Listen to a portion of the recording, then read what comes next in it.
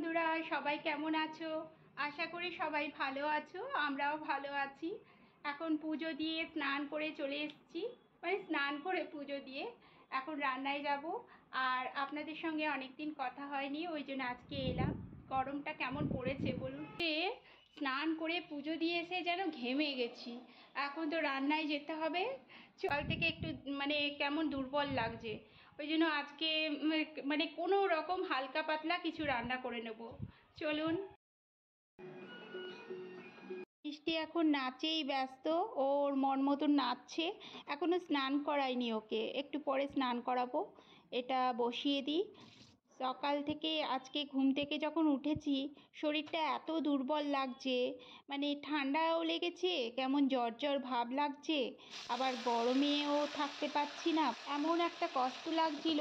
সকালবেলায় উঠতেই পারছিলাম না, একদম 7:30টার দিকে উঠলাম। উঠার মানে শুয়ে শুয়ে ঘুম তো ভেঙে যায়, 6:30 6টার দিকে ঘুম ভেঙে যায়। মিষ্টির বাবার তো ক্যারেজ থাকে, আর সেই অভ্যাসটা হয়ে গেছে। এবার শুয়ে শুয়ে চিন্তা করছি না উঠলে কি করে হবে।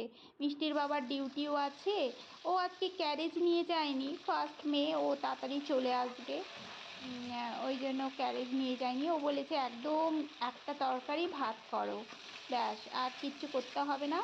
বলেছিল যে আমি বাইরে থেকে এনে দিচ্ছি, আমি বারণ করলাম, কারণ এখানের মিলগুলোতে একটু ঝাল থাকে, মিষ্টি খেতে পারবে না। ওই জন্য ভাবলো না ঘরে করে নিই। একদম হালকা করে একটা আলু, কাঁচকলা আর দুটো কচু দিয়ে, জিরে আদা বাটা মশলা দিয়ে, একটু ধনে গুঁড়ো দিলাম, দিয়ে একদম পাতলা পাতলা ট্যাংরা মাছের ঝোল। একটা তরকারিতে সবজিগুলো বেশি দিয়েছি তো, ওই একটা তরকারি দিয়েই হয়ে যাবে। আর একটু ধনেপাতা ছিল, সেটা ভাবছি বেটে নেব। জ্বরের মুখে তো কেমন লাগছিল, হালকা হালকা জ্বর আছে, বেশি জ্বর নেই। পুজোর প্রসাদটা খাওয়া হয়নি, এখন কিছুক্ষণ ফাঁকা ছিল বলে খেয়ে নিলাম। হাতটা ধুয়ে আবার একটু নাড়াচাড়া করলাম, বেশ কষানো হয়ে গেছে। এবার একটু গরম জল দিয়ে দেবো। ট্যাংরা মাছটা একদম টাটকা ছিল, ওই জন্য বেশি ভাজিনি, হালকা করেই ভেজেছি। একার সংসারে এরকমই অসুবিধা হয় বলুন। আমরা সবাই ভাবি একা সংসার করব, একা একা থাকবো, কিন্তু এই যে শরীর খারাপের দিনগুলোতে কত অসুবিধা। যখন শ্বশুর শাশুড়ি ছিলেন বা বাবা মাদের কাছে থাকতাম, তখন তো আমরা বুঝতেই পারতাম না শরীর খারাপ হলে কখন সেরে যেত তাদের সেবায়। আর এখন তো বোঝাই যায়। এই সময় খুব মনে পড়ে নিজেদের লোকেদের, যে একটু যদি পাশাপাশিও থাকতো, একটা দিনের জন্য তাদের বাড়িতে চলে যেতাম, এরকম মনে হয়। কী করা যাবে, এরকম অবস্থাতেই কাজগুলো করতে হবে। আর মনে একটু বল রাখতে হবে, একদম দুর্বল হয়ে থাকলেও, পড়ে থাকলেও চলবে না।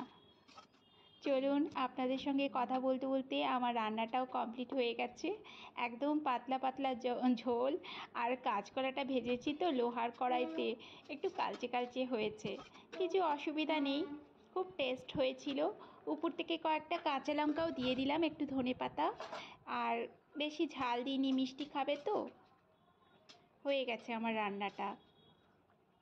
পাশে একটু ধনেপাতা বাটা করেছি। এই কটা মাছ রেখেছি মিষ্টির জন্য, সন্ধেবেলায় ও রাত্রেবেলায় ও ভাতের সঙ্গে খাবে। আর এইটা মাছের ঝোল, আর এই ধনেপাতা বাটা, এই হলো আমাদের আজকে দুপুরের মেনু। ধনেপাতা বাটাটা না এত টেস্টি হয়েছে খেতে, আমি লোভ সামলাতে পারি না, এত ভালো লাগে আমার। বিশেষ করে যখন একটু শরীরটা খারাপ থাকে, জ্বর জ্বর মুখে, ধনেপাতাটা একটু সর্ষে আর একটু পোস্ত দিয়ে, রসুন দিয়ে, কাঁচা লঙ্কা দিয়ে বাটলে দারুণ লাগে।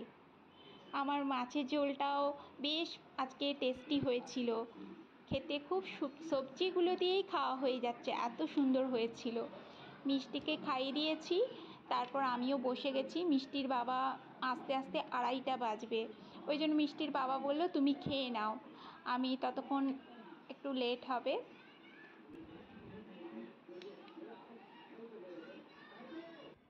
আমাদের খাওয়া দাওয়া হয়ে গেছিল, মিষ্টি দুষ্টুমি করছিল, ওকে একটু ঘুম পাড়াবো ভাবছিলাম, ও বাপের জন্য ওয়েট করছে। চলুন তাহলে, ও বাপের জন্য ওয়েট করুক, ও বাপি না আসা পর্যন্ত ও ঘুমাতে যাবে না। আজকের ভিডিওটা তাহলে এখানেই শেষ করছি। ভিডিওটা কেমন লাগলো অবশ্যই জানাবেন।